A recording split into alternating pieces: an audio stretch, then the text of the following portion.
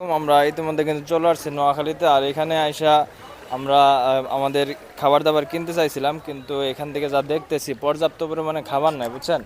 তাই আমি আপনাদেরকে বলবো, যারা ঢাকা থেকে আসবেন তারা অবশ্যই খাবার দাবার কিনে নিয়ে আসবেন। এখানে আমরা দেখা গেছে ভাই ব্রাদারের কাছ থেকে টাকা পয়সা কালেক্ট করে আমরা গ্রুপ থটলার গ্রুপ থেকে আসছিলাম এখানে, যে টাকা পয়সা নিয়ে খাবার দাবার কিনে তারপরে দেখা গেছে এখানকার মানুষদেরকে সবারকে দিব আর কি। কিন্তু আমরা যা দেখলাম যে এখানকার বাজার সব কিছুই ডুবে গেছে, বাড়িঘর তো ঢুকছে ঢুকছে, বাজার সহ ডুবে গেছে। বাজার একটু উঁচা এলাকায়, তারপর বাজারটা সহ ডুবে গেছে।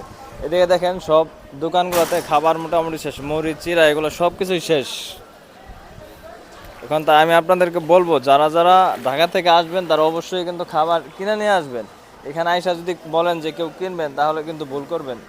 দেখাই এদিকে দেখেন সব দোকানে কিন্তু চিরা মরি সব কিছু শেষ হয়ে গেছে। আর বাজারের অবস্থা তো দেখতেছেন আর কি, একদম খারাপ অবস্থা আর কি। তো আমরা এখন আছি হচ্ছে নোয়াখালী শহরে। এখান থেকে খাবার দাবার কিনা দেখি দিতে পারি কিনা, যতটুকু সম্ভব দেওয়ার চেষ্টা করবো আর কি।